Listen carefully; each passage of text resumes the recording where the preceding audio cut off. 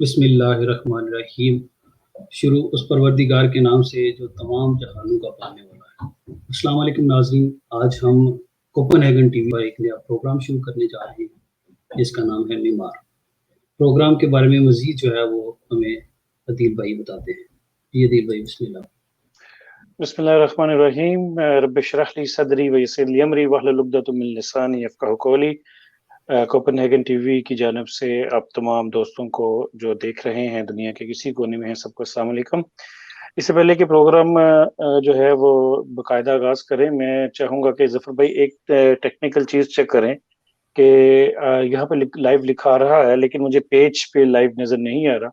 एक दफ़ा इसकी ज़रा टेक्निकलिटीज़ को चेक कर लें ताकि हम प्रोग्राम में हमें किसी किस्म का तौतल का शिकार ना आई हों हम थिंक बाद में।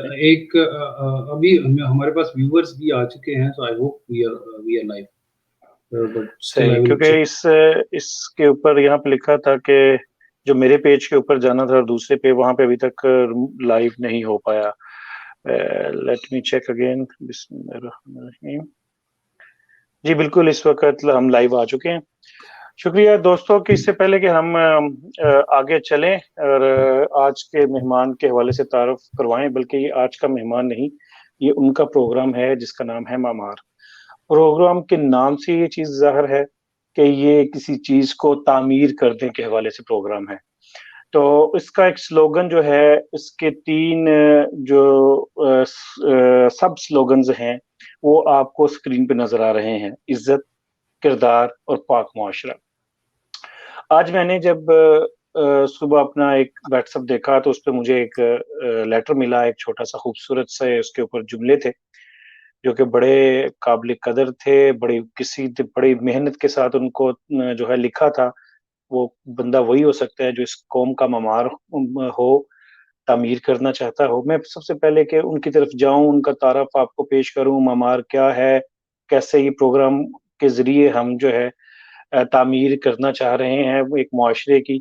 मैं पहले वो जो मुझे ख़त मिला व्हाट्सएप पे या उसका क्या मतन था वो आपके सामने पेश करता हूँ।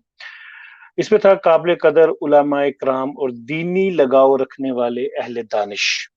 मुझे अंदाज़ा है कि इल्ला माशाअल्लाह आपका ज़्यादातर वक़्त मुसलमानों के इब्तिदाई ज़माने में होने वाले बाज़ तनाज़ात का जायज़ा लेने और इनके बारे में अपनी कीमती आरा देने में सर्फ़ होता है। इसके अलावा पहले से आला मकाम और मर्तबा रखने वाले मुक़द्दस हस्तियों के मकाम को मज़ीद बुलंद करने के लिए भी आपकी कोशिशों का एतराफ़ है। अगरचे ये काम एक अरसे से जारी है, लेकिन मेरा अंदाज़ा है कि ये काम जल्द मुकम्मल नहीं हो पाएगा, बल्कि बाज़ औक़ात तो इस काम में मसरूफ़ काबिल कदर हाज़रात आपस में उलझ पड़ते हैं, जिससे ये काम मज़ीद उलझाव का शिकार हो जाता है। आपकी इन मसरूफियत की वजह से दौरे हाज़िर के मसाइल हल तलब पड़े हैं। मुआशरे में हराम रोज़ी कमाना ना सिर्फ़ आम होता जा रहा है, बल्कि इसके हक़ में तौजीहात भी पेश की जा रही हैं। मुआशरे में झूठ, बददियानती, मिलावट, बदअख़लाक़ी और मुतशद्दिदाना रवैया और ज़ुल्म-ओ-सितम की सूरत-ए-हाल आपके सामने है। हमारे लिए संजीदगी से सोचने का मुकाम है कि ये मुसलमानों का मुआशरा है, जो उस नबी मेहरबान सल्लल्लाहु अलैहि वसल्लम के मानने वाले हैं, जो रहमतुल लिल आलमीन, सादिक और अमीन हैं। आपकी खिदमत में दरख्वास्त है कि माज़ी के तनाज़ात को पुख्ता यकीन के साथ अल्लाह ताला के सुपुर्द करके दौरे हाज़िर के लिए वक़्त निकालें। तनकीद करना और दिलकश नारे लगाना काफ़ी नहीं है। मुस्बत सोच के साथ जितना भी हो सके, जो भी हो सके, जिस नाम से भी हो सके, मुआशरे की इस्लाह में अपना किरदार ज़रूर अदा कीजिए। इस इंतज़ार में ना रहिए कि फलाँ की ज़िम्मेदारी बनती है, वो करे, फलाँ करे या ना करे। मुझे अपनी ज़ात से शुरू होकर अपनी बसात के मुताबिक अपने हिस्से का काम ज़रूर करना चाहिए। यकीनन अल्लाह सुब्हान तआला ने हमें बेमकसद पैदा नहीं किया। अल्लाह सुब्हान तआला हमें मुआशरे के लिए मुफ़ीद बनने की तौफ़ीक अता फ़रमाए। आमीन सुम्मा आमीन। तो ये एक ख़त की शक्ल में कह लीजिए, क्योंकि आजकल वो डाक का जो है वो सिलसिला बदल चुका है। अब आपको ईमेल्स और व्हाट्सएप के ज़रिए जो है खबर रसान की जाती है और आपके ख़त इस तरह आपको मौसूल होते हैं। तो ये पढ़ने के बाद मेरे दिल में एक ख़्वाहिश थी, क्योंकि हम इसके बारे में पहले भी बहुत दफ़ा इसके जो लिखने वाले थे उनसे इस बारे में बात कर चुके थे कि क्यों ना हम आज के नए टूल्स को इस्तेमाल करते हुए ज़्यादा से ज़्यादा लोगों तक पहुँचे, और जिस तरह वो दर्द रखते हैं जिन्होंने ये तहरीर की है कि इस्लाह मुआशरा की, शायद आप में से सुनने वालों जो है उनके दिल तक भी कोई अल्फ़ाज़ पहुँचे, वो भी अपना किरदार करें, जैसा कि उन्होंने इसमें तहरीर किया है कि हर बंदे को अपना किरदार अदा करना चाहिए, बजाए इससे कतई नज़र कौन क्या कर रहा है, कौन नहीं कर रहा। मामार के जो हैं हमारे साथी, हमारे मेहरबान, हमारे उस्ताद, हमारे बड़े नवाज़ संधू साहब जिन्होंने इसकी बुनियाद रखी, हम उनसे जानेंगे भी कि वो उन्होंने उनकी ज़हन में क्या सोच थी कि उन्होंने ये तहरीर किया और किन लोगों को भेजा। जैसे कि मुझे मौसूल हुआ है, और उन्होंने उलमा को और अहले दानिश भी लिखा है और दीनी इल्म रखने वाले लोगों को मुखातिब किया है। तो सबसे पहले तो मैं ममार का तारुफ चाहूँगा। हमारे साथ मोहम्मद नवाज़ संधू साहब, जो कि एक मोटिवेशनल स्पीकर हैं। उनकी एक चेन पाकिस्तान में काम कर रही है, उस साथ-साथ को वो ट्रेन करते हैं, और उनका जो मैंने पहले ममार के स्लोगन पढ़े हैं, ये उन्होंने ना सिर्फ़ तहलीक किए हैं, बल्कि इसके ऊपर वो अमल भी कर रहे हैं और पाकिस्तान में एक पूरी कोशिश कर रहे हैं कि वो इस्लाह मुआशरा की जो है तश्कील दें। तो मैं खुश-आमदीद कहूँगा। अस्सलामु अलैकुम व रहमतुल्लाहि व बरकातहू। आपको स्टूडियो में खुश-आमदीद कहते हैं नवाज़ साहब। बहुत शुक्रिया जनाब अदील आसिफ साहब और ज़फ़र अवान साहब।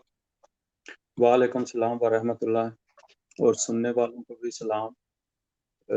आपने इज़्ज़त अफ़ज़ाई की, मुझे टाइम दिया कि मैं आप लोगों से अच्छे-अच्छे ज़हन रखने वाले लोगों से बातचीत कर सकूं, और अपना जो पैगाम है वो आपकी वसातत से शायद बहुत सारे लोगों तक पहुंच जाए।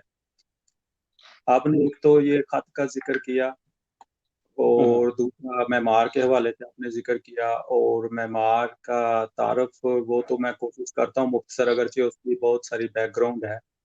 और जो आपने अल्फाज, जो हमारा नस्ब-ओ-लैन भी है, हमारा मोटो भी है, हमारा नारा भी है, इज़्ज़त, किरदार और पाक मुआशरा, ये बज़ाते खुद एक मज़मून है, बल्कि 3 मज़मून है इसके अंदर छुपे हुए।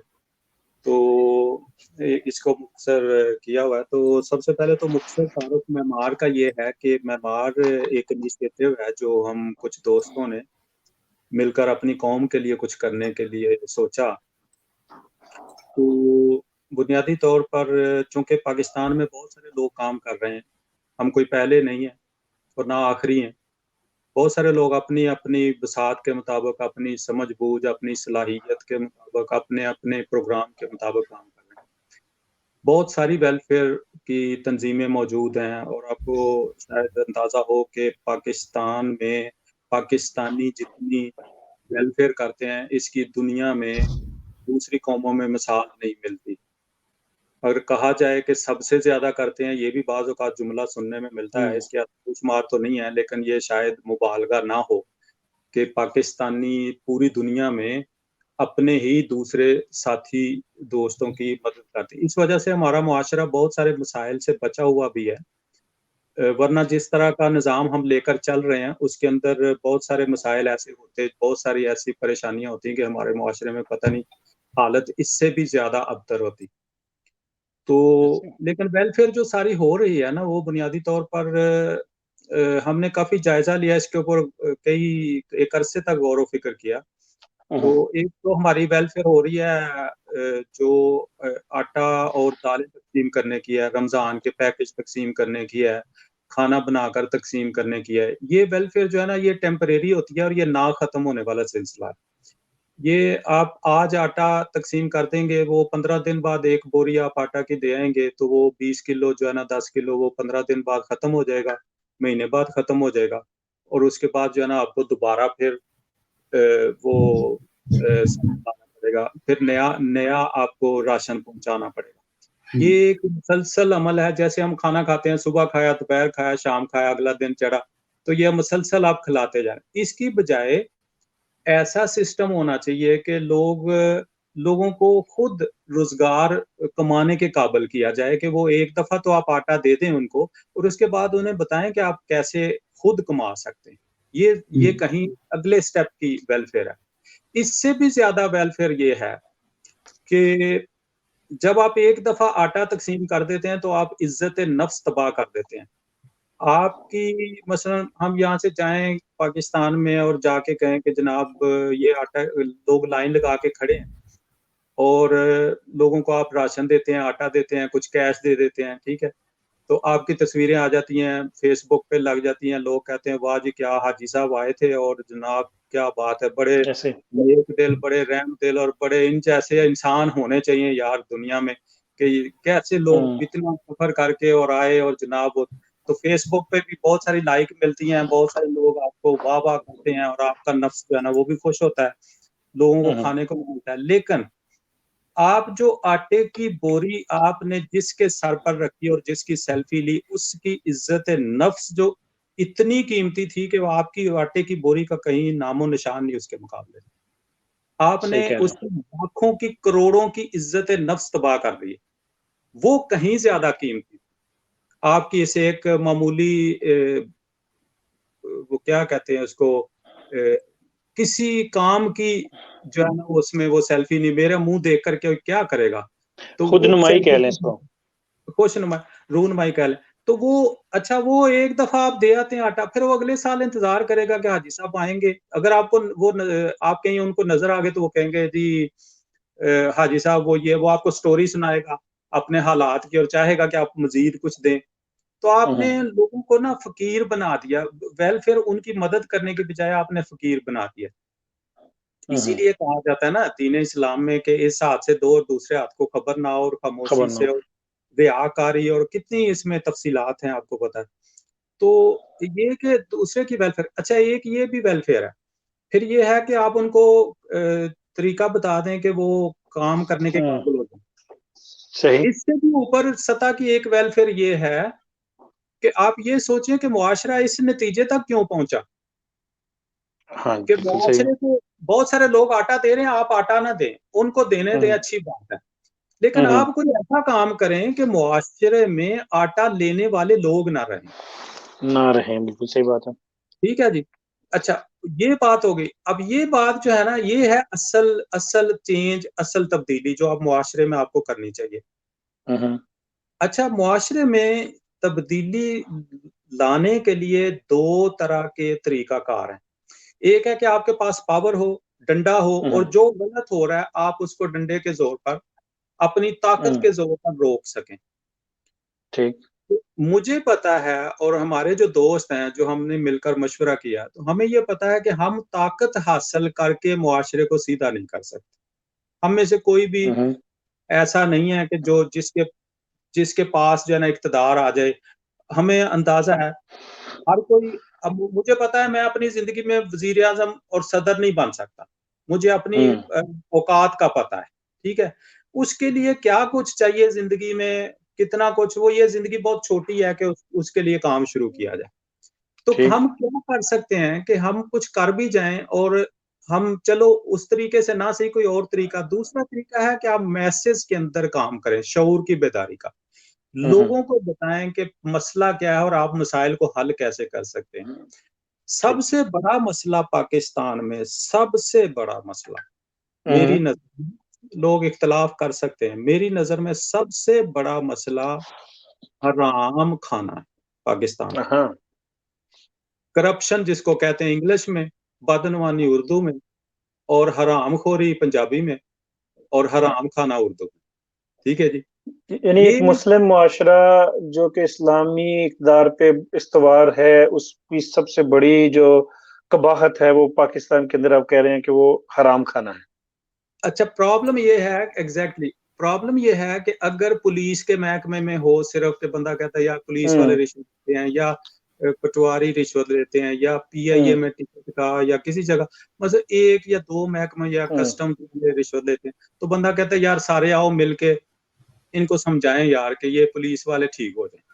ठीक है, मसला सिर्फ पुलिस तक नहीं, या मसला किसी एक महकमे तक नहीं रहा ना, मसला ये है कि आपका एक रेडी वाला जो है ना, वो एक आम फ्रूट बेचने वाला भी वो अगर 10 रुपए की भी आपको बेईमानी कर सकता है ना, तो वो कोशिश करता है करने की। इल्ला माशाल्लाह सब नहीं, लेकिन अक्सरियत आपको पता है पाकिस्तान में ऐसे। तो क्या है कि हमारे मुआशरे की मजमूई तौर पर तरबियत या माहौल इस तरह का है कि जिसमें बेईमानी करना, हराम रोजी कमाना लोगों को आदत हो गई है। अब ये लेकिन आदत, इसमें अच्छा, क्योंकि मैं हम एक चीज अपने टॉपिक से करना चाहता हूँ इसमें। जफर भाई एक मिनट, क्योंकि हम अपने टॉपिक से थोड़ा सा अवे की तरफ निकल रहे हैं, सवाल को मैं दोबारा रिपीट करूंगा कि ममार जो हमारा आपकी ऑर्गेनाइजेशन है, वो क्योंकि अभी हम एक इल्लत के पीछे आए हैं मुआशरे की। अगर प्रोग्राम को इसी तरफ हम लेके गए तो हमें पता है कि हमारे मुआशरे में बहुत सी अखलाकी गिरावट का शिकार है और बहुत सी प्रॉब्लम्स हैं। हमारी ममार तंजीम है, इसका मोटिव क्या है और क्या कर रही है इस वक्त? एग्जैक्टली ये जो मैं इसी पे आ गया था, अब उसके अगर मुझे इजाजत दें, मैं सिर्फ एक चीज नहीं। ऐड करना चाह रहा हूँ कि मैं ज्यादा टाइम नहीं लूंगा। ये हराम और इसके हराम के हवाले से अब बानो कुदसिया साहबा इतनी बड़ी नॉवलिस्ट हैं, थी, बल्कि अल्लाह ताला उनको जन्नत नसीब करे। तो उन्होंने उनका एक नावल है रजक गिद्ध, ठीक है, तो वो फेमस है। उसमें उसका जो मरकजी ख्याल था उसको लिखने के बिहाइंड जो चीज थी वो यही थी कि जो लोग अपने बच्चों को हराम का रिस्क खिलाते हैं और जो हलाल का खिलाते हैं वो सेम नहीं हो सकते, ठीक है। और वो नस्लों में वो चीज आती है और वो नस्लों में नजर आती है। और इसकी कुछ लोग ये भी एग्जांपल देते हैं कि जो खाना होता है ना, वो किधर से आया है, वो कैसा है, वो मैटर करता है, ठीक है। तो देखें कि यहूदियों के बारे में कई लोग कहते हैं कि वो इतने इंटेलिजेंट इसलिए हैं कि दो वजूहत है। एक तो ये कि वो पैगंबरों की औलाद है, और दूसरी ये कि उन्होंने मनो सलवा खाया हुआ है, जन्नत से आया हुआ जो है वो खाना खाया हुआ है। तो जो चीज आप खाते हैं उसकी अहमियत को आप इग्नोर नहीं कर सकते कि वो हराम है या हलाल है। अच्छा, तो मेमार की तरफ वापस आऊं, बिल्कुल आपने सही कहा। मेमार की तरफ मैं वापस आऊं तो हमने ये सोचा कि यार असल बीमारी को जब तक आप एड्रेस नहीं कर सकते, ये मेन है। मैं बाकियों की तफसील में जाऊंगा, बाकी सारी जैली है। जब आप हराम खाना शुरू कर देते ना, जब आप करप्ट जराए से, बदनवानी से पैसा कमाते हैं, तो फिर झूठ बोलना आपके लिए मुश्किल नहीं रहता। फिर दूसरे को से छीनना, चोरी करना आपके लिए मुश्किल नहीं रहता। फिर इस मकसद के लिए, बड़े मकसद के लिए, कभी ज्यादा पैसा आ जाए, किसी को कत्ल करना आपके लिए मुश्किल नहीं रहता। ये आपका जो जो यूं समझ लें कि जैसे पुल टूट गया, ये आपका वो पुल है किरदार का, जिसने आपको इंसान बना के रखा हुआ था। जब ये टूट गया ना, तो उसके बाद जो भी आप तफसील में, हमने ये सोचा कि कौम के अंदर ये शऊर पैदा करने की जरूरत है कि देखिए भाई, आप नमाज पढ़ते हैं, रोजा रखते हैं, हज उम्रा करते हैं, आप जितने हुकूकुल्लाह के हवाले से अमाल कर रहे हैं, अगर आपने एक लुकमा हराम का खाया तो 40 दिन तक तो आपकी दुआ कबूल नहीं। तो बिल्कुल सही। तो इसका मतलब कि आप सबसे पहले, हत्ता कि आपको नमाज में खड़े होने से पहले जो बात सोचनी है वो ये है कि मैंने खाना क्या, किस चीज का खाया। दुरुस्त। अगर आपने वो हराम खा के आप उम्रा कर रहे हैं, या आप नमाज पढ़ रहे हैं, या रोजा रख रहे हैं, तो आप एक ऐसी प्रैक्टिस कर रहे हैं जिसकी हो सकता है आप स्लिम तो हो जाएं, आप स्मार्ट हो जाएं भूख की वजह से, लेकिन वो ऊपर कबूलियत उसकी है या नहीं, इसके बारे में हदीस तो बताती वाज़े तौर पर कि कबूल नहीं है, ठीक है। इसका मतलब कि ये बुनियादी मेमार के हवाले से हमने सोचा यार कि जब तक मुआशरे में करप्शन खत्म नहीं होती, आपकी बदनवानी, बेईमानी, हराम खाना नहीं हम छोड़ते, ना हम पाकिस्तानी, ना हम मुसलमान, ना हम अच्छे इंसान।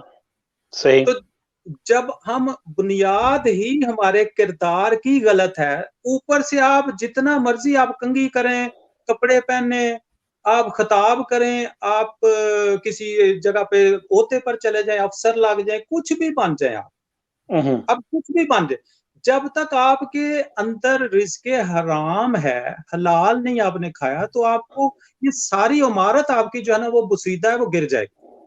तो कैरेक्टर की, किरदार की जो सबसे पहली ईंट है, बुनियाद है, वो आपका रिज़्क़े हलाल है।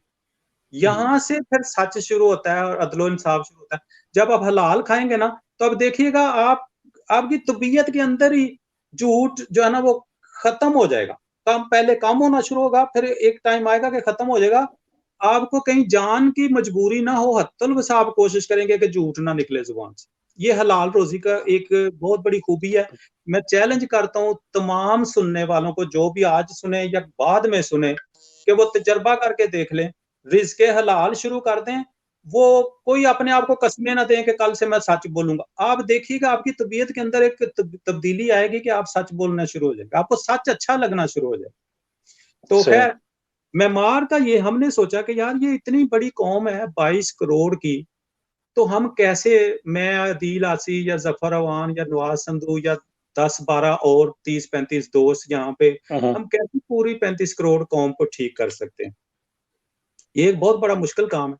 तो हमने अहम सोचा सवाल है। कि इसमें दो चीजें हैं। एक तो है कि बड़े लोग जो हमारी उम्र के या हमसे जरा छोटे या बड़े, जो जवान हैं या एडल्ट्स हैं, बालग लोग, इनको तब्दील करना कदरे मुश्किल होता है। मैं अगर चाहूँ ना कि दिल आस्ती को अपनी मर्जी के मुताबिक किसी सांचे में डालूं, तो मुझे बहुत ज्यादा मेहनत करनी पड़ेगी। दिल आस्ती के ऊपर बहुत टाइम लगाना पड़ेगा, मुझे बहुत ज्यादा एफर्ट करनी पड़ेगी कि दिल आस्ती जिस जगह दिल आस्ती का पौधा लगा हुआ है वहां से उठा के दूसरे उठा के बुलिया रब दा की पाना, इधरों उठना तो इधर लाना, ये इतना बदल वाह आसान वाह, नहीं होता। क्या बड़े बात आदमी के लिए इतना आसान नहीं होता। वाह, सही लेकिन बात। एक वो है नर्सरी, जो छोटे पौधे होते हैं, छोटे छोटे, उनको आप जिस जगह भी लगाएंगे, जिस जरखेज जमीन में लगाना चाहते हैं, वो वहां पर उगेगा। उसको जो वेरी पानी गुड। देना, वो है आपकी नेक्स्ट जनरेशन। जैसे आप टाइपराइटर पे लिखते हैं ना, मैं अक्सर कहा करता हूँ टिक टिक टिक टिक टिक, तो वो पूरी लाइन खत्म हो जाती है ना, तो फिर आप क्या करते हैं उसको ऐसे। आजकल तो टाइपराइटर नहीं है, शायद आपने देखा होगा, हम देखते थे पाकिस्तान में मूवीज या में, ड्रामों में और मूवीज में देखा, हमने रियल लाइफ में नहीं देखा अभी तक। 20-25 अच्छा। साल तक, पहले 20 साल तक इस्तेमाल होता था। हम्म, अच्छा, वो क्या होता था कि कोई वो ऐसी कीज ऊपर पड़ती है ना, तो वो कोई खराब हो जाती थी सही ये लाइन में ना, गड़बड़। लेकिन जो नेक्स्ट लाइन साफ है, उसमें आप साफ लिखें। हम्म, जो पहले आपका लिखा गया उसको मिटाना, उसको वो व्हाइटनर होता था, उसके साथ बिल्कुल साफ ऐसे। करके उसके ऊपर मैंने वाले लगाना, साहब को देखा है टाइप करते हुए। वो चीज नहीं बनती। जो आप अगर अगली लाइन जो है उसको साफ लिखें, तो ये अगली नस्ल का, तो ये मिसाल समझ लें कि अगली नस्ल के ऊपर अगर आप काम करेंगे तो वो कदरे इजी भी है, साफ भी है। सही। तो हम आप पाकिस्तान में स्कूलों में बच्चे जो हैं, वो हमें कौन इजाजत देगा कि हम उनके पास जाएं और उनको समझाएं कि जी आप बच्चे अच्छे अच्छे बच्चे बन जाओ। वो है टीचर, वो है टीचर, वो उस्ताद है। इस वजह से इस सही। प्रोजेक्ट का नाम ही मेमार है, क्योंकि उस्ताद मेमारे कौम होता है। ठीक हो तो गया। हम क्या करते हैं कि टीचर्स के 40, 50, 30 जितने टीचर्स जमा हो जाए, 100 जमा हो जाए, हम बहुत बड़े जलसे नहीं करते। हम उनका एक वर्कशॉप, एक सेमिनार करते हैं। उस सेमिनार के अंदर हम 2-3 काम करते हैं, 3 मेन। सबसे पहले तो हम ये इस्लाम का बुनियादी कंसेप्ट उनके सामने क्लियर करते हैं कि इस्लाम सिर्फ नमाज रोजे का नाम नहीं। बिल्कुल। इस्लाम के अंदर 2 चीजें हैं, हुकूकुल्लाह और हुकूकुल इबाद। हमारा मुआशरा हुकूकुल इबाद को इग्नोर कर रहा है। पाकिस्तान का मुआशरा में तालीम तरबियत आपको हुकूकुल्लाह की मिलेगी। जो भी दीन की बात करेगा वो आपको कहेगा नमाज पढ़ो और रोजा रखो और दाढ़ी रखो, ठीक है। 3-4 चीजें हमारे मोटी मोटी हमारे हाथ में है, इसको हम इस्लाम समझते हैं और दैट्स इट। इस्लाम शुरू सच से होता है और रिज़्क़े हलाल से। अगर आपने रिज़्क़े हलाल नहीं कमाया, आपके पेट में आपने खाना हलाल नहीं खाया, तो आपके हुकूकुल्लाह तो किसी काम आएंगे नहीं। मैं ये नहीं कह रहा कि नहीं अदा करना चाहिए, कोई मेरे साथ ऐसी कोई ना मेरे साथ इतराज ना करे, आप अदा करें, वो भी जारी रखें, लेकिन इस तरफ तवज्जो दें कि आपका रिस्क जो है वो हलाल। तो ये हमने प्रोजेक्ट किया जी कि टीचर्स के प्रोग्राम करें। तो हमने अल्हम्दुलिल्लाह अब तक 1000 टीचर्स से जायद जो है ना, वो टीचर्स को हम इस प्रोसेस में से गुजार चुके हैं। और प्रोग्राम के आखिर में हम हलफ लेते हैं टीचर्स के से कि आइंदा जिंदगी में हलाल रोजी कमाने की कोशिश करूंगा, हलाल कमाऊंगा और इसकी तालीम दूंगा और बच्चों को तालीम के साथ तरबियत दूंगा, बाकिरदार इंसान बनाऊंगा। क्योंकि जो आज बच्चा 5वीं में है, वो 10 साल बाद ग्रेजुएट होगा। जो आज 9वीं 10वीं में है, वो 5 साल बाद ग्रेजुएट होगा। वो मुआशरे में आएगा। यहाँ से और एक ये क्वेश्चन मेरा निकलता है ये कि देखिए, हलफ लेकर तो हमारे जो मुल्क के वजीर आजम है या सदूर है या और वज़रा जो है वो भी हलफ लेकर आते हैं और आपको पता ही है उसके बाद क्या होता है। तो क्वेश्चन मेरा यह है कि क्या कोई ऐसा प्रोसीजर है आपने डिफाइन किया हुआ कि जिन लोगों को आपने तरबियत दी है उनको किसी तरह से चेक एंड बैलेंस देखा जाए या उनको ऑब्जर्व करने का कोई प्रोसेस है? इससे पहले कि आप इस सवाल का जवाब दें, मैं राजा इफ्तिखार हुसैन साहब आपका बहुत शुक्रिया अदा करता हूँ कि आपने एक तो प्रोग्राम को सराह रहे हैं और दूसरा ये कि आपने सबको सलाम भेजी है। वालेकुम सलाम रहमतुल्लाहि व बरकातहू। और मलिक लियाकत अली साहब, कमल साहब, आपका बहुत शुक्रिया, आप प्रोग्राम को सराह रहे हैं। इसके बाद नकाश अली बलोच साहब, बहुत शुक्रिया, उन्होंने को एक सवाल भेजा है और मैं चाहूँगा कि वो सवाल भी हम अपनी जो है इस नशिस्त में साथ में ले लें कि उनका क्वेश्चन ये है नवाज सिद्धू साहब कि रहनुमाई कीजिएगा। एक सवाल ये है कि आबाद का बुनियादी तरीन हक क्या है? क्योंकि हम अपने मुआशरे में हराम के हवाले से तो बात कर रहे हैं, लेकिन आबाद जो है इसका बुनियादी तरीन हक है क्या? एक ये भी क्वेश्चन भी साथ में ले लीजिएगा जफर भाई के क्वेश्चन के साथ। अच्छा, दो तीन अब क्वेश्चन जमा हो गए। जफर साहब ने पूछा था, वो मैं थोड़ा सा पोस्ट ट्रेनिंग आपको प्रोसीजर है उस चीज को पोस्ट ट्रेनिंग के हवाले से। और जो हलफ की आपने बात की ना, हलफ वो हम इसलिए नहीं लेते कसम वगैरह लेने के, जो इंसान खुद नहीं मानता वो कसम से भी नहीं मानेगा, ये तो बड़ी सीधी सी बात है। हलफ का मतलब ये होता है, हम उन्हें कहते हैं कि आज से आप अपनी जिम्मेदारी जो पहले ही निभा रहे थे, आज से आप मेमारे कौम है। अभी तक आप खुद को टीचर समझते थे सिर्फ, आज से आप मेमारे कौम बन जाइए। इसलिए कि बांग्लादेश में टीचर्स ने पाकिस्तान के खिलाफ बीज बोया और वहां पर तासुब फैला और नफरत फैली। ये एक लंबा प्रोसेस था जो कुछ सालों पर मुहित था, ये एक दिन में बांग्लादेश नहीं बन गया था। तो वहां लोगों के अंदर एक, तो मैं कभी कभी ये मिसाल देता हूँ कि अगर वो लोग मनफी तरीके से उस्ताद को इस्तेमाल कर सकते हैं, तो हम मुस्बत तरीके से मुल्क को बनाने के लिए उस्ताद को क्यों ना इस्तेमाल करें। तो एक तो हम उनको मनसब जो है मेमारे कौम का, उस पर फायज होने का वो हलफ लेते हैं कि मैं आज से इस मनसब पर फायज हूं, ये मैं अपनी जिम्मेदारियों का हलफ लेता हूं। तो एक तो यह है। दूसरा यह है कि कुछ हमारा नेटवर्क और बहुत सारे इसमें चीजें फंड्स के हवाले से हम कुछ लाइब्रेरीज बनाना चाहते हैं, बहुत सारे प्रोजेक्ट्स हैं। इसमें फीडबैक, जो अभी तक फीडबैक हमें पर्सन टू पर्सन मिलती है, उसमें अल्हम्दुलिल्लाह बहुत अच्छा पॉजिटिव रिजल्ट्स हैं और हम उससे मुतमिन हैं। जाहिर है कि जो मुआशरा है, मुझे पता है कि अगर आप 50 बंदों को तरबियत देना तो उसमें से 10 को याद रहती है, 15-20 ना वो साल 2 साल बाद भूल जाएंगे, ठीक है।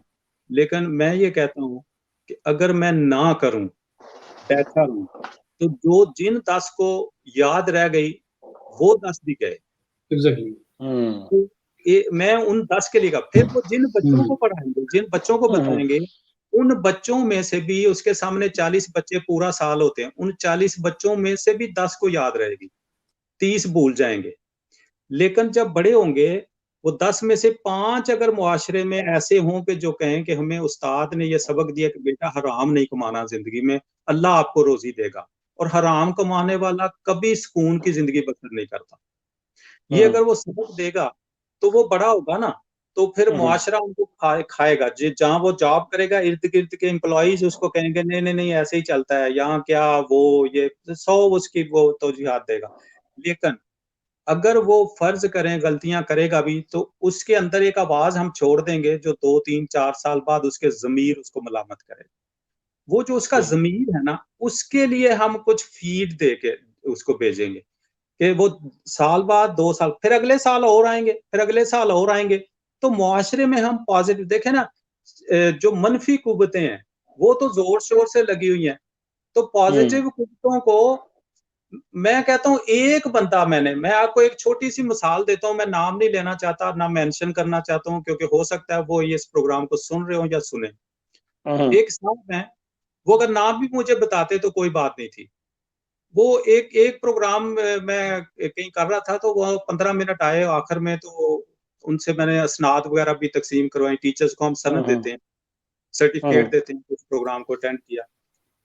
उसके बाद नेक्स्ट ईयर वो कहने लगे कि मैं प्रोग्राम कराऊंगा। मैंने फोन किया, और वो मुझे कहने लगे कि मैं इससे पहले ना मेरे अंदर एक बुराई थी, मैं वो उसका भी नाम नहीं लेता कि बुराई थी सीधी-सीधी जो इस्लाम के अंदर मना है, वाज़ेह तौर पे।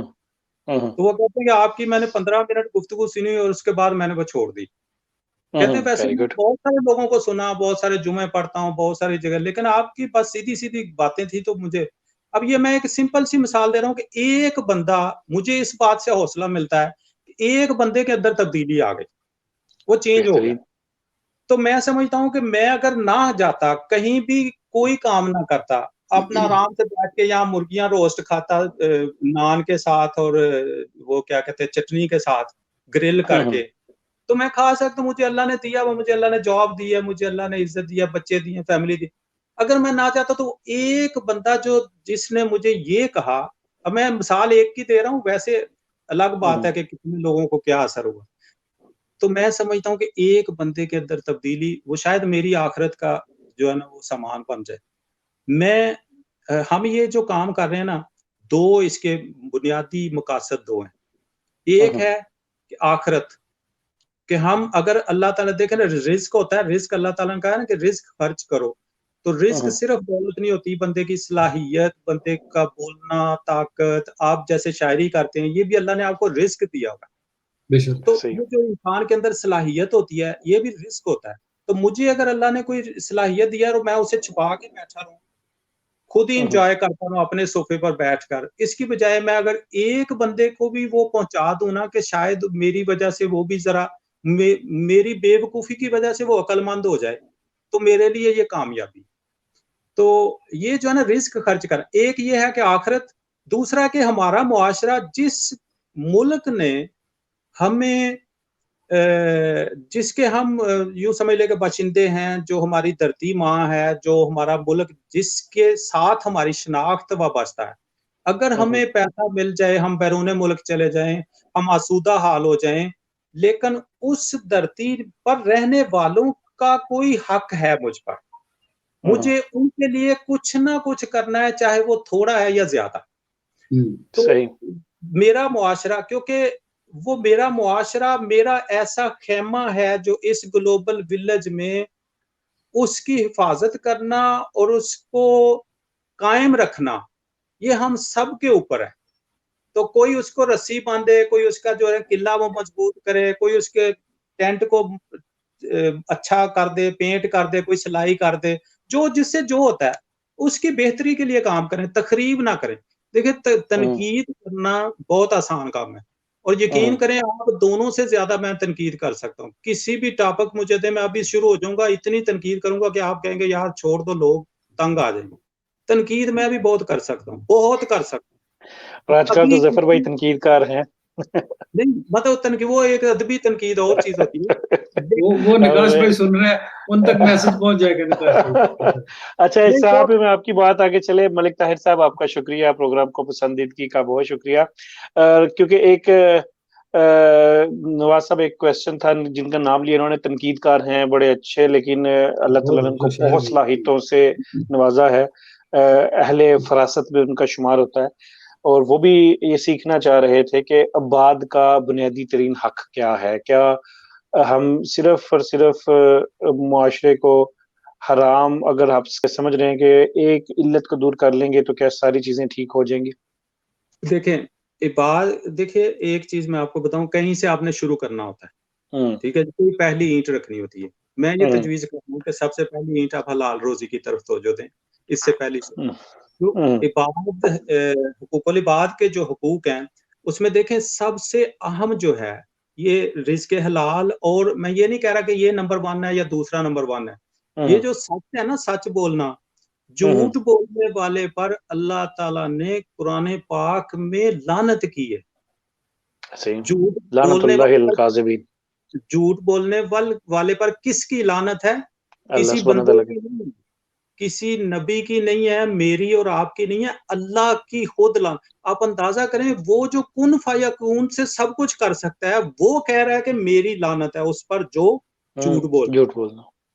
आप अंदाज़ा करें कि वो अल्लाह माफ़ करे कि मैं झूठ बोलता हूँ, तो मेरे ऊपर वो लानत कर रहा है।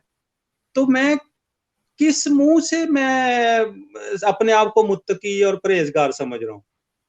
वो तो लानत पे। अच्छा, एक बात दूसरी ये है कि हम लोग ये समझ रहे हैं पाकिस्तानी मुआशरे में और मुसलमान, हम आम तौर पर, हमारी एक नफ्सियात है, मुंह से कोई नहीं कहता, मैं आपको नफ्सियात की बात बता रहा हूँ। वो ये है कि हम समझते हैं कि हमारी खैर है, हम अल्लाह की तरफ हैं, हम अल्लाह की टीम, अल्लाह की साइड पे हैं, हम मुसलमान हैं, हम अल्लाह पर ईमान रखते हैं। जो काफिर हैं, जो अल्लाह पर ईमान नहीं रखते, वो दूसरे हैं। अल्लाह भी हमारी साइड पे है और जो काफिर हैं, जो दूसरे हैं, उनकी साइड पर नहीं है। तो अल्लाह क्या कहता है कि जो झूठ बोलेगा उस पर वो लानत कर रहा है, तो जो झूठ बोलेगा उसकी साइड पर तो सवाल ही पैदा नहीं होता कि अल्लाह है। जिस पर वो लानत करता है उसकी साइड पर वो कैसे हो सकता है? तो जी जो संधू सच साहब, जी बोलता है, जी जो सच बोलता है, जफर साहब आप देखते हैं, आप जिस मुआशरे में रहते हैं, हम्म, यहाँ पर अक्सरियत सच बोलती है। तो जी इनके ऊपर हम बेशक इनको जितनी मर्जी नफरत करें, तो अल्लाह तो उनके ऊपर लानत नहीं कर रहा, और उनकी वजूहात होंगी, हजार होंगी कि वो किन बातों को पसंद नहीं करता, वो हजार वजूहात होंगी। लेकिन सच, झूठ बोलने की वजह से अल्लाह इस मुआशरे पर लानत नहीं करता। लेकिन हमारे मुआशरे में, मैं सबकी बात नहीं कर रहा, लेकिन आप वहां पर देखें कि आपको कितने बंदे मिलेंगे जो सच नहीं बोलते। तो तो यहाँ से इबाद, एक सेकंड, इबाद के हवाले से, कुब्बल इबाद के हवाले से जो दो भाइयों ने बात की, उसमें ये सच और रिज़्क़े हलाल, ये दो मेरी नजर में सबसे पहली ईंटें हैं जो आपने रखनी है बुनियादों में, बाकी इसके बाद शुरू होती है। ये मेरा अच्छा नुक्ता नजर। अच्छा, लानत के बारे में हम बहुत सुनते आए बचपन से लेकर, तो मुझे अभी तक उसका उस तरह से मतलब सही तौर से जाहिर नहीं हो चुका। जब अल्लाह ताला किसी पे लानत भेजते हैं तो उससे क्या मुराद मुराद है कि लानत Exactly, कि ये हाँ मैं ये क्वेश्चन, इससे पहले कि हम इसको आगे लेके बढ़े, मैं राजा फरहाद साहब, आपका शुक्रिया अदा करता हूँ कि आप प्रोग्राम को सराह रहे हैं और पसंद कर रहे हैं। एक हमारे मलिक ताहिर साहब ने भी क्वेश्चन किया था, जरा हार्ड था वो, उन्होंने शायद वेव ऑफ कर लिया है दोबारा से, चलें इसके बारे में बाद में देखते हैं। और तीसरे हमारे स्वीडन से बड़े अच्छे सहाफ़ी दोस्त हैं मलिक नसीर साहब, प्रोग्राम को बड़ा पसंद कर रहे हैं और कह रहे हैं कि बड़ा खूबसूरत टॉपिक आप लेके आए हैं। और ये भी हम बताते चलें कि ये प्रोग्राम कंटिन्यूस रहेगा, ये प्रोग्राम हफ्तावार आया करेगा। ममार हमारे साथ मोटिवेशनल स्पीकर नवाज संधू साहब हैं, जिसकी इसके ऊपर बहुत ग्रिप भी है। और इसके अलावा ना सिर्फ ये अपना जो तंजीमी तौर पे काम करते हैं पाकिस्तान के अंदर, यहाँ पे इस प्लेटफॉर्म पे आकर भी हमारी यही ख्वाहिश और कोशिश होगी कि ये पैगाम जितना आगे तक पहुंचे और जितने लोग इसको सुने, उनमें से, जैसे कि नवाज संधू साहब ने पहले भी फरमाया था, अगर एक बंदा भी अपने आप को बदलता है किसी एक इल्लत पे, चाहे वो झूठ की है, चाहे वो हराम की है, तो उसका जो है बदल जाना ही इनके लिए कामयाबी है। तो जफर अवान साहब के क्वेश्चन की तरफ आते हैं, और वो क्वेश्चन था नहीं, वो बड़ा कि दिलचस्प सवाल है, बड़ा दिलचस्प क्वेश्चन, और मेरी दिलचस्पी है कि मैं इसका जवाब दूं। बिल्कुल तो जो लानत है ना, हम अक्सर पाकिस्तान में ये समझते हैं कि जिस बंदे का रंग काला हो जाए तो हम आमतौर पर उसे मजाक में भी कह देते हैं, और ये गलत सोच है। रंग काला होना, लानत का मतलब रंग काला होना नहीं है। अफ्रीका में जितने मुसलमान हैं वो पैदाइशी काले हैं। तो ये जो है ना, ये इसमें और मैं मिसालें नहीं देता, ये बहुत नामनासब सोच है जो हम लोगों के अंदर। लानत बुनियादी तौर पर आप के ऐसे मसाइल और मुसीबतें हैं जो आपको दरपेश होती हैं। आपको झूठ, वो एक दोस्त कहते होते हैं कि जो आप झूठ होता है ना, झूठ ये एक मिसाइल की तरह होता है, गाइडेड मिसाइल की तरह। जब आप झूठ बोलते हैं ना, तो वो आपके पीछे लग जाता है, वो आपके पीछे मिसाइल जो है ना वो रहता है। जितने आप दिन में झूठ बोलते हैं ना, तो जिंदगी में वो सारे मिसाइल की तरह आपके पीछे होते हैं। जब तक वो सच साबित नहीं हो जाता जो आपने झूठ बोला है, तो वो मिसाइल आपके पीछे रहता है। वो फिर चला जाता है जब आपका वो बात, झूठ जो है ना, वो सच साबित हो जाती है आपके सामने कहीं ना कहीं। तो ये खैर तमसील है, इसकी एक अलग डिटेल है, शायद बहुत सारे दोस्तों को समझ ना आए। इसमें मैं साथ में कुछ क्वेश्चन लूंगा, क्योंकि इससे मिलते जुलते क्वेश्चन अब आना शुरू हो गए हैं हमारे। अच्छा, आप लोगों के, मैं सिर्फ एक जुमला और कह के फिर मैं इसको करूंगा। जो मुसीबतें हैं ना जी जफर साहब, बेसुकूनी आपकी जिंदगी के अंदर बढ़ती जाएगी, जितना झूठ बोलेंगे उतनी आपकी बेसुकूनी बढ़ती है, ये लानत है। बेसुकूनी लानत है, ठीक। मैंने एक दोस्त है मेरे, अगर आप चाहें तो मैं इजाजत दें तो एक चीज ऐड कर सकता हूँ कि उन्होंने लानत को इस तरह डिफाइन किया था कि लानत का मकसद ये है कि आपकी जिंदगी अच्छाई की तरफ ना जाए, आप रुक जाएं, आप ये हाँ हाँ जी, बेसुनी का आप या आप पसमानदगी की तरफ चले जाएं, और या फिर उसी जगह पे रुक जाएं। आज आपका जो आज है वो जो कल गुजर गया है वो अगर उससे बेहतर नहीं है तो आप जो है वो मलून है। बिल्कुल। अच्छा, इसके क्वेश्चन आगे लेते हैं। जी आगे आगे जो है हमारे दो क्वेश्चन मजीद आ चुके हैं। एक हमारी बहुत प्यारी बहन डॉक्टर हुमा साहिबा की तरफ से हैं, वो सच की तरफ का ही उनका क्वेश्चन है। उन्होंने अपना क्वेश्चन इंग्लिश में लिखा है, वो लिखती हैं, इंटरेस्टिंग डिस्कशन है, वो उनको बहुत पसंद है। How can we as a parent ensure that this training, कौन सी training? Training of telling the truth is incorporated in the mindset of the children. कि आप ट्रेनिंग करवा रहे हैं तो ये कैसे, नंबर एक क्वेश्चन तो ये था। दूसरा क्वेश्चन है फिर हमारे निकाश अली बलोच साहब की तरफ से ही है। वो कहते हैं कि मोहतरम सर, सच बोलना, झूठ से बचना और इसके हलाल कमाना, ये तो अहलाके हसना में से हैं।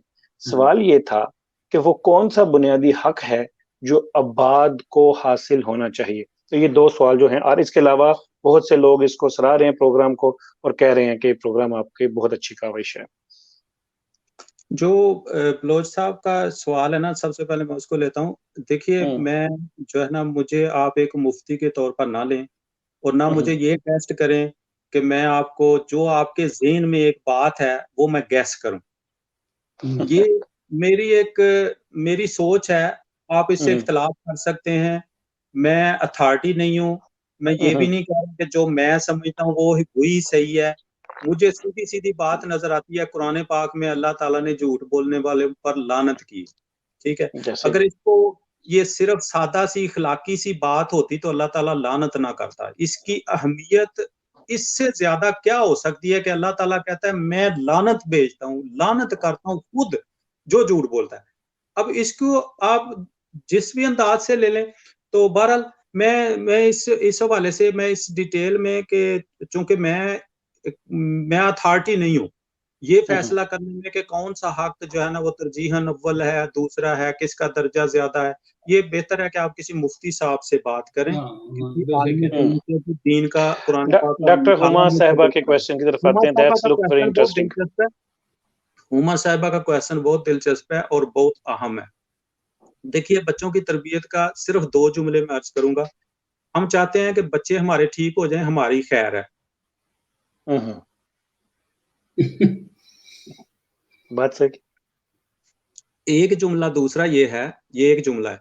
दूसरा ये है कि हमारे बच्चे वो बनेंगे जो हम करेंगे, जो हमें वो करता हुआ देखेंगे वो बनेंगे। जो आप करेंगे लेकिन बताएंगे जो मर्जी, उनकी तरबियत करेंगे, बड़े होकर वो एक हद तक आपके डर से, खौफ से, प्यार से वो चुप रहेंगे। जब वो ओरिजिनली उन्हें मौका मिलेगा अपनी जिंदगी का, वो करेंगे जो आप करते रहे। जो उन्होंने वीडियो रिकॉर्डिंग की है, बच्चे जो ना ये वीडियो रिकॉर्डर होते हैं। ये वो अपने माहौल को, फैमिली को, पेरेंट्स को, वालिदैन को देखते हैं तो ये वीडियो रिकॉर्डिंग इनके दिमाग में हो रही होती है। तो जब वो बड़े होंगे तो वीडियो रिकॉर्डिंग चलेगी। तो आप जो उनको वीडियो, आप कैरेक्टर्स हैं, पेरेंट्स, आप अगर सच बोल रहे हैं तो बच्चे सच बोलेंगे, यकीन कीजिए।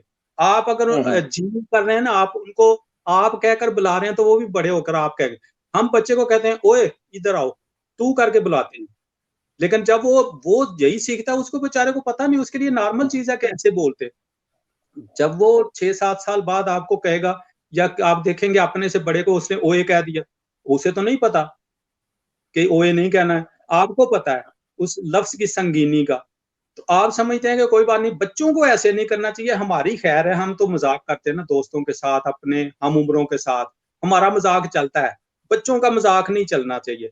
तो जो हमारा मजाक चलता है वो रिकॉर्ड हो रहा है बच्चों के ज़हनों में, तो बच्चे वो करेंगे जो हम करेंगे। तो अगर आप चाहते हैं बच्चों में तब्दीली आए तो मुझे अपने में तब्दीली लानी चाहिए। जी बिल्कुल। एक क्वेश्चन मैं अगले तरफ बढ़ता हूँ क्योंकि आपने नकाश भाई का क्वेश्चन का बड़ा अच्छा आंसर भी दिया। उन्होंने कमेंट दिया है, सवाल नहीं पूछा। उन्होंने कहा है कि माशाल्लाह आसिफ भाई और जफर भाई, आप लोग बहुत अच्छी मेजबानी के फर्ज अदा कर रहे हैं, लेकिन आपके मेहमान जो हैं वो बहुत एक साफ दिल के और साफ को इंसान है, उनके लिए बहुत सी दाद। तो ये था उनका जो है आपके आपके उसके बात के ऊपर। हम आगे बढ़ते हैं। आज का जो आपने खत तहरीर किया और उसमें आपने उलमा को और दीनी इल्म रखने वालों को और अहले दानिश को पहले मुखातिब क्यों किया, और उसकी वजह क्या थी इस आज के जो आपने तहरीर की ये चीज? देखें, जब आप मुआशरे के लिए कुछ करना चाहते हैं ना, तो आपकी ख्वाहिश होती है कि जो दूसरे लोग इस काम में हैं, उनसे भी आप चाहते हैं कि वो भी अगर वो टाइम उनका कहीं और ज़ाया हो रहा है, तो वो उनका टाइम जो है वो पॉजिटिविटी मुआशरे की बेहतरी के लिए इस्तेमाल। मेरे ख्याल में जो फिरका वारियत है ना पाकिस्तान में, देखिए दो फिरका वारियत के मेन वजूहात हैं दो। एक है आपके फिकी मसाइल में, मसलन कोई नमाज हाथ छोड़ के पढ़ता है, कोई यहाँ बांध के पढ़ता है, कोई नीचे नाफ पे हाथ बांध के पढ़ता है। ठीक है जी। मैं एक मिसाल देता हूँ कि नमाज में आप हाथ मुख्तलिफ जगहों पर बांध, ये फिकी मसला है। ठीक है। इमाम अबू हनीफा ने, इमाम मालिक ने, इमाम शाफी ने, अहमद बिन हम्बल ने, उन्होंने इमाम जाफर इमाम जाफर सादिक ने, उन्होंने अपनी अपनी रिसर्च के मुताबिक अपने अपने यूं कह लें कि तहकीक है उनकी। हम ये नहीं कह सकते कि एक ने गलत किया दूसरे ने सही किया। ये हॉर्ड है, मेरे लिए हॉर्ड है, क्योंकि मैं उनसे बड़ा नहीं हूँ, मैं उनसे छोटा हूँ और बहुत छोटा हूँ, थोड़ा बहुत नहीं। पता नहीं कितनी सदियां, कितने बुजुर्ग मेरे से बड़े, फिर जाके वो उनके मुकाम आते हैं। मतलब वो कोई गिनती नहीं, मैं किसी शुमार में नहीं। मुझे ये नहीं कहना चाहिए कि वो गलत है, ठीक है, कम अज कम मुझे नहीं कहना चाहिए, मैं अपने हद तक मुझे पता है। अच्छा, एक ये बात है, ये जो फिकी इख्तलाफ है ना, इससे फिरका वारियत नहीं फैलती, ये सिर्फ इख्तलाफ है, और ये इख्तलाफ बाइस रहमत है। आप एक मसले को दलाइल से, अहादीस से, कुरान पाक की आयात से डिस्कस करते हैं, वो अब वो जो आपको जो है ना, वो किसी ना किसी नतीजे में, रिसर्च में, तहकीक में लेकर जाता है। ठीक हो गया। दूसरा जो फिरका वारियत है वो है हमारी हिस्ट्री, हमारी तारीख के अंदर जो वाकयात हैं। जो मेरा बुनियादी मकसद इसको लिखने का है, वो ये है कि वो जो बुनियादी जो हमारी हिस्ट्री में वाकयात हुए। अब यहाँ पर एक थोड़ी सी ज़िमनन बात अर्ज करता जरूर, कि बाज लोग ये समझते हैं, जो इस्लाम को क्रिटिसाइज करते हैं, वो कहते हैं जी कौन से इस्लाम की बात करते हो, अभी 30 साल नहीं हुए थे, 40 साल नहीं हुए तो ये वाकया हो गया, ये साहबा लड़ पड़े, ये हो गया, वो हो गया, आपस में जंगे हुई, ये हो, यानी वो इसको इस्लाम के साथ, ये असल में दुरुस्त नहीं है ये बात करना।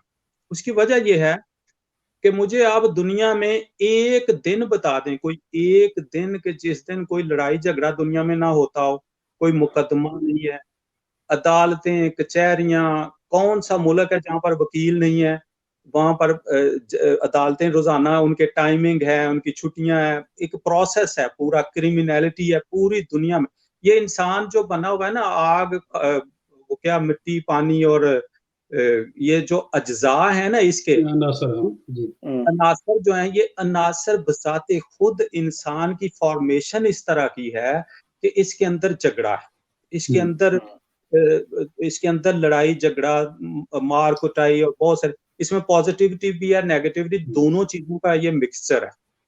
तो ये इंसान के अंदर लड़ाई झगड़ा या इख्तलाफ, ये तो हर जगह पर है। हमारे अभी इसी फोरम पर सुनने वाले बहुत सारे लोग मेरी बात से मुत्तफिक होंगे, कुछ के ज़हन में इख्तलाफ भी होगा। ये नेचुरल बात है।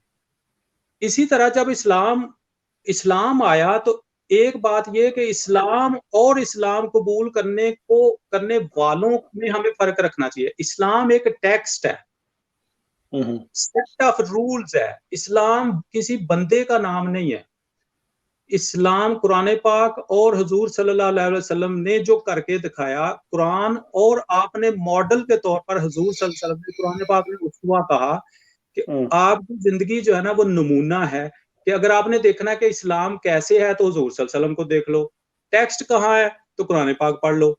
तो ये सुन्नत बनी, हुजूर सल्लल्लाहु अलैहि वसल्लम का अमल और कुरान पाक टेक्स्ट, ये है इस्लाम। इसके बाद उसको कबूल करने वाले थे, कबूल करने वाले जो इब्तदाए इस्लाम के वक्त जमाने में थे, कुछ हमारे आज के जमाने में हैं। कबूल करने वालों ने कौन, मतलब मेरी और अदील आसी की लड़ाई हो जाती है, ठीक है। इस लड़ाई की वजह से कुछ लोग अदील आसी को सही कहेंगे, कुछ मुझे सही कहेंगे, तो दो ग्रोह पैदा हो जाएंगे। वो जो ग्रोहों की लड़ाई है, वो जो हिस्ट्री के अंदर वाकयात हुए, उस पर जो और हमारे उलमाए कराम है, वो जिंदगी का ज्यादातर हिस्सा उनका उस हिस्ट्री को पढ़ते, उस पर किताबें लिखते और उस पर तकरीरें करते गुजर जाता है।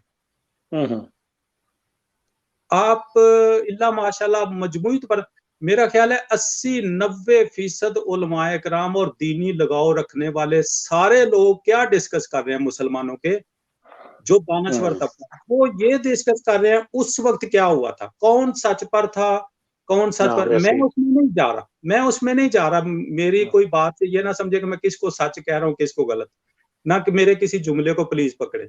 मैं सिंपल ये कह रहा हूँ कि हम वो जो हिस्ट्री है, अनफॉर्चुनेटली उसमें ऐसे वाकयात हुए हैं जो बहुत दुख वाले, बिल्कुल सही, अनफॉर्चुनेटली ऐसे वाकयात हुए हैं। लेकिन अब देखिए, उसको अगर डिस्कस करते रहेंगे सारी जिंदगी और आइंदा नस्लों तक, क्यामत तक, तो हम इस्लाम का जो टेक्स्ट है वो तो लोगों को हम पेश नहीं करते, ना अपनी जिंदगी को नमूना करने की कोशिश करते हैं और ना वो टेक्स्ट लोगों के लिए लेके आते हैं। हम उन मसाइल को, ये वो जगह है दूसरी जो मैंने कहा इख्तलाफ की, ये यहाँ से फिरका वाराना फसादात शुरू होते हैं। ये हिस्ट्री वाला टॉपिक जो है, ये फसादात की वजह बनता है। जो फिकी इख्तलाफ है वो फसाद नहीं पैदा करता। मसलन आप यहाँ हाथ रख के नमाज पढ़ें, ये यहाँ या हाथ छोड़ दें, इससे फसादात नहीं शुरू होते। फसादात तब शुरू होते हैं कि हिस्ट्री में दो किरदार हैं, आप एक तरफ हो जाए, मैं इस तरफ हो जाऊं, आप इसको गाली दें, मैं इसको दूं, ठीक है, तो तब फिर मेरी और आपकी जो है ना वो कत्लो गारत है, क्योंकि मैंने उसको ईमान का हिस्सा बना। मैंने सिर्फ ये कोशिश की है इस लेटर के जरिए, हाथ जोड़ के अदब के साथ उलमाए कराम से मेरी गुजारिश है कि ये काम 1400 साल से बहुत सारे लोग इल्मी शख्सियात करती रही हैं और कर रही हैं और करती रहेंगी, ये खत्म नहीं होने वाला। आप प्लीज इसको, मैं ये भी नहीं कह रहा कि आप टोटल छोड़ दें, आप इसको 10% 20% टाइम दें, 80% वक्त जो है ना वो मौजूदा दौर के अंदर जो यजीदियत है और हुसैनियत है, इस तरफ आ जाए। आज के दौर में आप हुसैनियत की तरफ हैं या यजीदियत की तरफ? हर मसले में आपको यजीदियत मिलेगी, हर मसले में, और हुसैनियत। मैं ये नहीं कहता ग्रो पूरा नहीं, कि हम आदि हैं पूरी जमात को लेने के, कि पूरी जमात हुसैनियत नहीं। आज के दौर में कोई एक जमात हुसैनियत पर नहीं है। अफराद मिलेंगे, उनके अमल मिलेंगे। कुरान पाक ने क्या असूल दिया है? कुरान पाक ने असूल दिया है, शरीयत ने असूल आपको दिया है, नेकी के कामों में तावन करो और बुराई के कामों में तावन ना करो। सिंपल सा असूल है। तो आपको नेकी के काम जो है वो आप उसमें आपको हुसैनियत नजर आएगी और बुराई के कामों में आपको यजीदियत नजर आएगी। आपने आज के दौर में फैसला करना है कि आप नेकी की तरफ हैं या बुराई की तरफ। हिस्ट्री को प्लीज उसके अंदर से निकल आइए, और आपकी बड़ी जरूरत है। देखें, एक इतना बंदा इल्म हासिल करता है, 7 साल दरसे निजामी पढ़ता है, फिर वो नेक होता है, इतना अच्छा इंसान होता है, एक आलम दीन, एक इमाम मस्जिद, लेकिन उसका वक्त जो है मुआशरे को कोई फायदा नहीं, क्योंकि उसका सारा वक्त हिस्ट्री के अंदर जा रहा है। जुमे का खिताब जो है, अब बहुत सारे आपने देखा होगा, मैं जब छोटा था तो वो हमारे जो इमाम मस्जिद थे वो यूसुफ अलैहिस्सलाम का किस्सा शुरू करते थे, 3-4 महीने जो है ना वो जुमे उसी पर चलते रहते थे, क्योंकि लंबा किस्सा है, तो हर साल सुनते थे, ठीक है।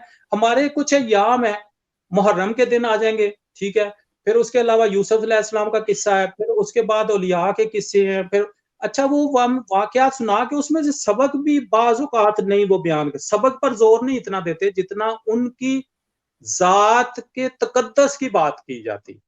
ये उसमें जुमला लिखा है कि जो पहले से ही मुकद्दस है, आप कोशिश कर रहे हैं कि वो और ज्यादा उनका मकाम मर्तबा बुलंद हो जाए। ठीक है, आप कोशिश करें, मैं मुझे कोई एतराज नहीं, इसका मैंने लिखा है कि एतराफ है, अल्लाह की मर्जी है वो कितनी आपकी बात मान के और दर्जा बुलंद करता है, या वो उसको बेहतर जानता है कि वो कितना करेगा। एक दूसरा ये है कि क़यामत वाला दिन जो है, जिसको हम दिन कहते हैं, अल्लाह ताला दिन कहता है, वो असल में पीरियड है बहुत बड़ा, 50,000 साल का एक बहुत बड़ा पीरियड है, बहुत लंबा पीरियड है। हम समझते हैं एक दिन है क़यामत का, वो बहुत बड़ा। जो अल्लाह कुन फयकून से सब कुछ कर सकता है, उसने इतना लंबा दिन क्यों रखा है? सवाल तो ये है। वो तो एक लम्हे में सारे हिसाब कर सकता है ना, एक लम्हे कर में। सकता है, ऐसे ही। लेकिन उसने हमें लाइव दिखाना है, जिस तरह हमारी ये वीडियो है।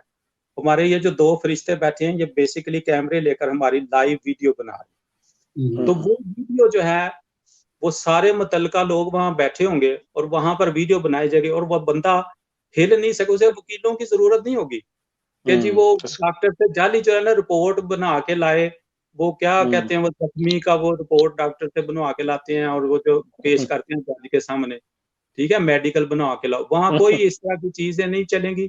वहाँ पर आपकी वीडियो बोल रही होगी और फिर वो आप खुद कहेंगे कि कोई आपके लिए ना मानने के बगैर चारा नहीं होगा। आपके अज़ा गवाही में बोल पड़ेंगे।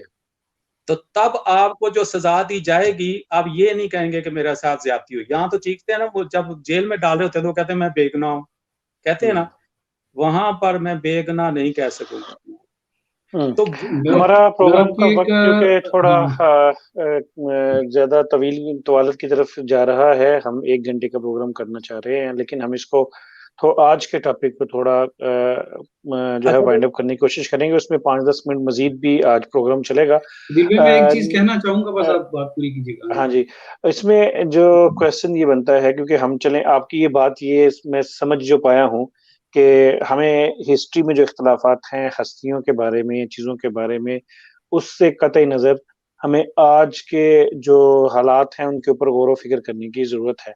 तो इसमें इसके भी तयीन कीजिएगा कि आज के हालात को जो है, वो उससे आपकी क्या मुराद है? जैसे आपने बताया कि आज भी हुसैनियत है, यज़ीदियत है, तो उस तरह एक जो दीन सीखने वाला आदमी है या दीन से लगाव रखने वाला है, जब वो मस्जिद में जाता है, आपने खुद कहा वो खुतबे सुनता है, तो वो भी वो हमारी ही मुक़द्दस हस्तियों के मर्तबों के ऊपर ही होती है। ये बुनियादी एक मुसलमान का बुनियादी मरकज़ तो एक मस्जिद है, जहाँ से उसने मोटिवेशन लेनी है। इल्ला माशाअल्लाह कोई तहकीक करते हैं, लेकिन या गौर व फ़िक्र करते हैं आज के जो है चीज़ों के ऊपर। ज़्यादातर एक नॉर्मल मुसलमान वो जाता है मस्जिद में, जो इमाम साहिब मिंबर के ऊपर जो उसकी ब्रेन करना चाहेंगे साज़ी, ज़हन साज़ी, वो वैसे ही वो उसका वो चलेगा। इसके बारे में और ज़फ़र भाई का क्वेश्चन भी साथ में ले लेते हैं। जी, मैं क्वेश्चन नहीं करना चाह रहा। मैं आपकी जो बात है उसको उसके साथ स्ट्रांगली जो है ना, उसके साथ इत्तेफ़ाक करता हूँ। मुत्तफ़िक़ हूँ आपके साथ कि जो हिस्ट्री है ना, जैसा आपने कहा कि वो प्रॉब्लम क्रिएट उधर से हो रहे हैं। तो मैं ये कहना चाहूँगा कि हिस्ट्री आप कौन-सी भी उठा के देख लें, किसी भी कौम की उठा के देख लें, किसी सिविलाइज़ेशन को पढ़ लें, हिस्ट्री कभी भी अनबायस्ड नहीं होती। हिस्ट्री हमेशा बायस्ड होती है, ठीक है? उसमें मोरख का अपना ख़्याल क्या है, उसके ऊपर भी बहुत ज़्यादा डिपेंड हम इस पे मेरा ख़्याल डिबेट कर ही नहीं रहे, क्योंकि ये नहीं, क्वेश्चन बिल्कुल डिफरेंट चला जाएगा। मेरी आप बात ही समझे, मैं कहना चाह रहा हूँ। उनकी उस बात को लेके जा रहा हूँ, मैं इनवैलिड बात नहीं कर रहा, आप सुनिएगा, ठीक है? वो ये है कि वो चीज़ जो कि हो ही बायस्ड होती है, पहले ही किसी के अपने क्या ख़्यालात हैं, उसके ऊपर डिपेंड करती है वो हिस्ट्री। तो उसको बना के बेस हमें नहीं लड़ना चाहिए। इस तरह बिल्कुल अच्छी बात है।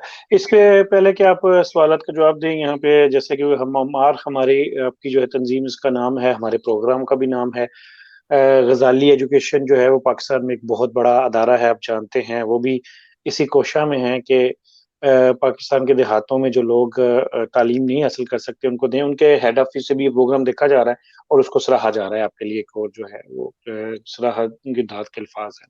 नहीं, बहुत शुक्रिया। मैंने अर्ज़ किया कि बहुत सारे लोग काम कर रहे हैं, बहुत सारे लोग खामोशी से काम कर रहे हैं, बहुत सारे लोगों का मीडिया को पता है, बहुत सारे लोगों का मीडिया को नहीं पता।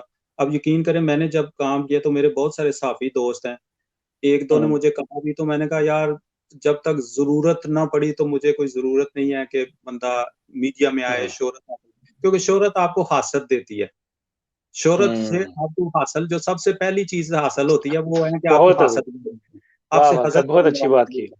तो मैंने कहा कि मैं ना चाहता हूँ कि थोड़ा-सा हासद ज़्यादा करने से पहले-पहले थोड़ा काम कर लें, तो फिर उसके बाद हासद होते थे, कोई बात नहीं। तो ये खैर नहीं, मैं वो एक और तरफ चला गया, तो बहुत सारे दोस्त काम कर रहे हैं जिनका आपने जिक्र किया, बहुत अच्छा काम कर रहे हैं, और भी बहुत सारे लोग जो है ना अपने तौर पर। मैं ये लेटर में मैंने ये लिखी है, एक जुमला लिखा है कि जो भी आप कर सकते हैं, जितना भी कर सकते हैं और जिस नाम से कर सकते हैं, मैं ये नहीं कह रहा कि आप इसमें शामिल हो या इसमें शामिल हो, आप जो कर सकते हैं खुलूस से अपने मुआशरे को, ये आपका अपना मुआशरा। देखिए 22 करोड़ लोग भागकर कनाडा नहीं चले जाएंगे, ये हमें सोच रहे, सारे डेनमार्क, स्कैंडिनेविया, नॉर्वे नहीं आ सकते। पढ़े लिखे नौजवान 100, 200, 1000, 2000 और आ जाएंगे, ये वो आते रहेंगे, ये सिलसिला चलता रहेगा। लेकिन जो हमारा 22 करोड़ वहां पर है, उसके लिए हमें काम करना है, और सब लोग वो छोड़ नहीं सकते। तो वो मुआशरा, उसको हम, हमारा मुआशरा हमने ठीक करना है। और ये भूल जाइए कि कोई बंदा जनाब, वो जैसे हम अक्सर सोचा करते हैं कि इमाम मेहदी आएंगे तो वो कर देंगे ठीक। अब इमाम मेहदी कब आएंगे, यानी उतनी देर हम इमाम मेहदी अलैहिस्सलाम के आने तक हम में कोई मुसलमान भी बचेगा कि नहीं बचेगा। तो यानी वैसे एक मैं, ये एक अलग मौजू है। तो मकसद ये है कि हमें अपना हिस्सा, मैं तो फौत हो जाऊं, मतलब मैं मर जाऊंगा, आज मेरे 50+ हूँ, ठीक है, मुझे नहीं पता कि कितनी एज मेरी 1 घंटा और है, या मैं 100 साल तक, 80 साल तक जीऊंगा, मुझे नहीं पता, ठीक है। मैंने, मेरे लिए क़यामत उस दिन है जब मैं फौत हो जाऊंगा। दुरुस्त। मेरे लिए इमाम मेहदी आए ना आए, ईसा अलैहिस्सलाम दोबारा उतरे, ये सारी बातें मेरे लिए तो उस वक्त खत्म हो गई जब मैं कब्र में चला गया। जब मैं कब्र में चला गया तो अल्लाह ताला ने मुझसे, मेरा ये यकीन है कि मुझसे ये भी पूछा जाएगा कि आपने ये बात आप कर सकते थे, आपने क्यों नहीं की? ये काम आप कर सकते, आपके सामने वहां यतीमों के साथ जुल्म होता रहा, गरीबों के साथ होता रहा, लोगों को पता नहीं था, आप एजुकेट कर सकते थे, तालीम दे सकते थे, लोगों को बता सकते थे यार हराम रोजी खाने से इंसान सुकून नहीं ले सकता। दुनिया में एक मिसाल नहीं आदम अलैहिस्सलाम से लेकर अब तक जिसने हराम खाया और सुकून की जिंदगी बसर की हो। लोगों को ये बताने की जरूरत है कि कोठी बनाना, गाड़ी लेना सुकून नहीं होता। ये जिसको दौलत सुकून नहीं होता, सुकून और चीज है, वो आपके आपके अंदर का सुकून है। तो ये जो ये काम करने की जरूरत है, जो सबको करना चाहिए, जितना हो सके, जिस नाम से हो सके, वो सबको करना चाहिए। ये हमारा मुआशरा है, हमने ठीक करना है। और ज्यादा से ज्यादा इख्तलाफ से बचें कि जी, मैं फर्ज करें आपको सफेद रंग के कपड़े पसंद है, तो मेरे ये जो है ना सफेद रंग के कपड़े नहीं है, इस वजह से मेरे मुखालिफ हो जाए। इन छोटी छोटी चीजों से हमें बचना पड़ेगा। और हमें जो है ना बस असल में इख्तलाफ ही यहीं से शुरू होता है। इत्तेहाद का एक तरीका कार अल्लाह की रस्सी को मजबूती से पकड़ने का ये भी है कि हम अल्लाह की मखलूक के काम करने शुरू करते हैं, सब उसमें पड़ जाएं, तो ये अल्लाह की रस्सी को मजबूती से पकड़ने वाली बात हो जाएगी। ये क्वेश्चन आपने मेरे ख्याल से स्क्रीन पे देख भी लिया है, और मैं आपके लिए फिर शुरू कर देता हूँ। मैंने बात कर दी। हाँ, बिल्कुल, आपने उसके वाले से बात कर दी। उनका दूसरा भी है, और क्योंकि हमारा जो है प्रोग्राम बिल्कुल कह लें कि एक्चुअली अपनी हदों से गुजर चुका है बाहर। ये सामीन, नाजरीन, जितने लोग हमें देख रहे हैं, मैं आपकी मोहब्बत का अंदाजा लगा रहा हूँ, बल्कि अभी भी, और इसका कोई हम देन नहीं दे सकते, क्योंकि मुख्तलिफ फोरम्स के ऊपर इस वक्त क्वेश्चन आ रहे हैं, और बहुत से क्वेश्चन ऐसे हैं जिनको मैं ले नहीं सकता, क्योंकि मैं खुद एक प्लेटफॉर्म पे हूँ।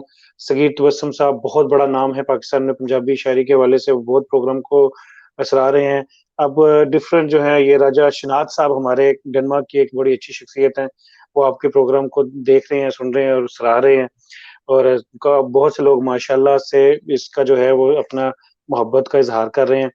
ममार प्रोग्राम का जो है मकसद इस मुआशरे की तामीर और इनफरादी तामीर के जरिए, जो मैं समझ सका हूँ कि हमने पूरे मुआशरे की किरदार साजी करनी है। तो उसमें एक एक इंडिविजुअल इम्पॉर्टेंट है, हर फर्द है मिल्लत के मुकद्दर का सितारा। तो कोशिश हमारी यही रहेगी कि जितने जो हमारे अभी मैं देख रहा हूँ मजीद मुसलसल आ रहे हैं। मुमताज़ अहमद साहब, आपका शुक्रिया, बहुत खूब उन्होंने लिखा।